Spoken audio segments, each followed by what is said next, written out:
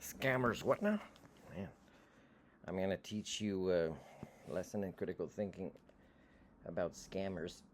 Today I updated my ad for the two vehicles I own that I'm paying insurance for, but that are not running well right now, so I don't really want to use them. But I updated to my ads, including my phone number, and I also put it a third place. So here's one person that used my phone number so far, and it's a +1 289 432 1387. Hey, two Y's, no comma. I'm well, there's a lot of spelling errors. I'm interested in your van. How many owners has the van had? It's weird to ask. It's really old. It's in 1989, but I said 2 or 3 because I don't know. I know there was a guy before me, and he probably bought it from at least one person. And then I said 2 or 3, and then he says, "Does tomorrow morning is good for you?" Okay, so English might not be first language. A lot of mistakes in the first one, and the first one kind of is a flag right away because the question's odd. A person interested would say why they're interested often, right? Because if they're interested, they want to show that they're afraid that maybe they'll lose it. Especially if I say in my ad, I lowered my price right now. Does tomorrow morning? What is the interior and exterior condition of it? You know, it's just kind of dragging along kind of questions. The email of the text is very long, and it even says where you can go see a YouTube video of it. And when you put the link, it doesn't work with most platforms. So I just said YouTube, and I think I put the exact title, which should be enough if you put the exact title to find it, especially in quotation marks.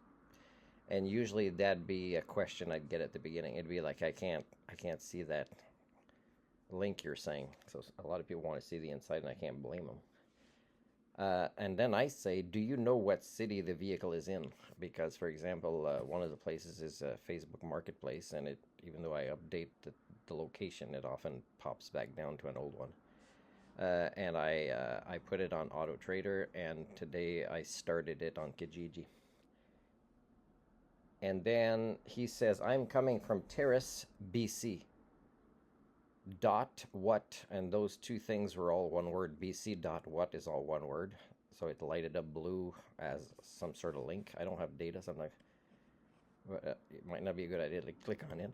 But just the fact he says BC is suspicious, right? Because if he's in Terrace and I'm in Prince Rupert, then he or she would know that person cannot not know Terrace, right? You don't need to put BC. What time or day is good for you? And for you is one word. I can make arrangements for that day. Do you have IR on it so that there is no need to ask a lot of questions? Now, you'll see with my final answer that it's time to challenge the person. But IR, to my knowledge, and there's a lot of shortened things, IR is in capital letters, where that's one way to know, like if somebody is from the States or another country, is they'll use terms we don't use in Canada. As far as I know, IR is not a term we use in Canada, but all these shortened things are often that if you don't know yourself right away, it's probably not a local person. And that's a good thing to challenge, right? So what I said is, hello, sir, madam, because that person never gave themselves a name. Which place did you see my ad? Because I updated 2 and started a new one today.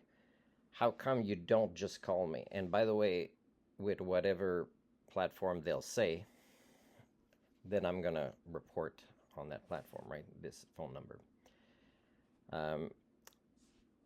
And then I say in the same text, how come you don't just call me? And what do you really like about my unique vehicle? Because it is. And a lot of people often, they'll say this at the beginning. I like it has a wheelchair lift. I like that it has this type of engine or whatever it is.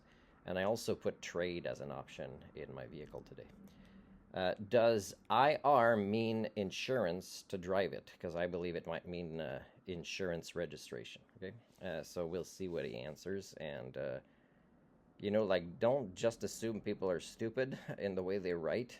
Just kind of find the details in it. And I'm not saying people aren't competent.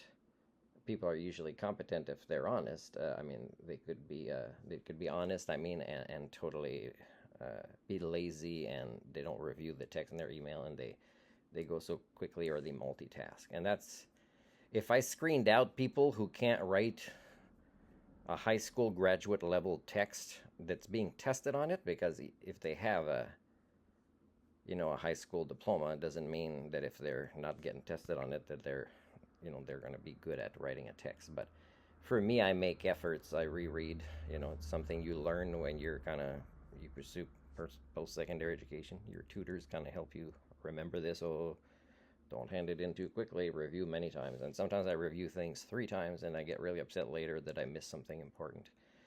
So it's not always enough. So it goes by the level of importance. But some people, you can tell they either reviewed it once and it was good enough for their mind to understand it, and they don't do any work on it. And that right there is also another flag, because even if this person is honest and legitimate, which seems very unlikely to me, you'd be dealing with a bad communicator, and somebody who if they're a bad communicator, might also have tendencies to not make efforts to make or keep agreements, which is kind of important in a business transaction.